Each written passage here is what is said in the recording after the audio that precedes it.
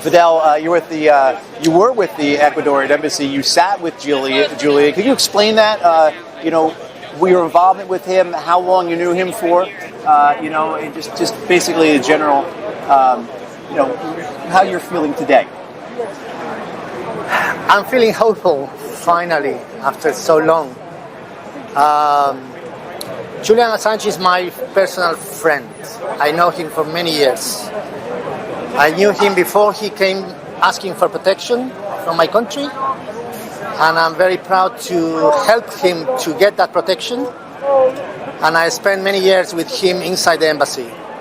So I'm following this case very, very closely, and today I feel hopeful that finally, after such a long legal and political war, we have won another battle.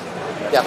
And you don't live here in the UK, do you? Well, I live in the UK. Okay, Yes. do you? Okay, Yes. but still you came here today because it's important to be with your friend. Yes. Or at least in solidarity, your friend. Julian, of course, wasn't here today because of his health, a consequence of all these years of punishment. Yep. So, what are you going to do tomorrow? What are your next steps in terms of supporting Julian? Well, my next thing is publishing a book, which is a memoir about the whole experience in the embassy and the asylum. And I very much hope that this year is going to come out already. Okay, so how many years were you in the embassy with Julian?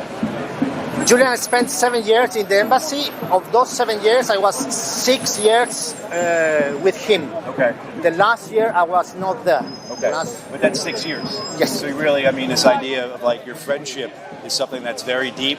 You were there for all that pressure. We know each other very closely, yes. Yeah. I visited one time in 2014. Yep. And I think a lot of people had this misconception that it's a big building.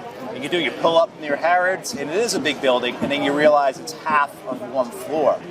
And so, do you have anything you want to say about what that was like for him? Julian described it very, very well as living in a spaceship. Yeah. That idea that an embassy is a big and luxurious department is wrong if you are talking about the Ecuadorian embassy. It's only 200 meters square. It's situated, as you said, next to Harrods, but surrounded by other high buildings. So the little sun that London normally has does not get through the embassy. Right. The embassy did not have an exterior patio where he could go out and have a sunlight. The embassy did not have a garden or anything like that. So Julian Assange was for 7 years, 24 hours a day, inside a little apartment, in very hard conditions, full time under artificial light. And that had, I think, big cost on his physical and his mental health. Right, and then now, of course, 5 years essentially in isolation in Belmarsh. Yes, I don't know what's really worse. When he was in the embassy, the first 6 years he was protected. He was allowed to have visitors, he was allowed to work, but he could not walk out. He couldn't have proper medical treatment inside the embassy. In Belmarsh, he is isolated.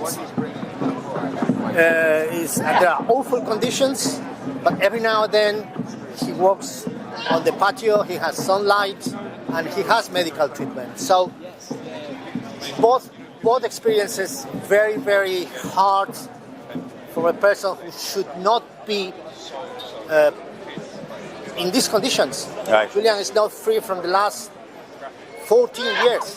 It's safe to say there's few people in this world who know Julian better than you do. Well, I think his family probably yes, but yes, I am very privileged to know him well. Yes. And so, if you're able to talk to him, maybe you are able to if you can get, what would you say to him right now? I would say, hold on, Julian, hold on. Everybody's fighting outside here for you. We're gonna win this one. We're gonna win this one. You're gonna be free. And we hundreds of thousands of people watching. Once, of course, I'll turn to millions of people watching this. What do you want to say to those who are supporting Julian? What I'm going to say to them is that if the judges, if the courts finally decide in justice, decide to free Julian, finally, it's not because they are very just, it's not because they are benevolent, it's because the fight that people are doing for Julian outside. So he depends on us. This is a political case. And it's the politics what's going to decide the fate of Julian.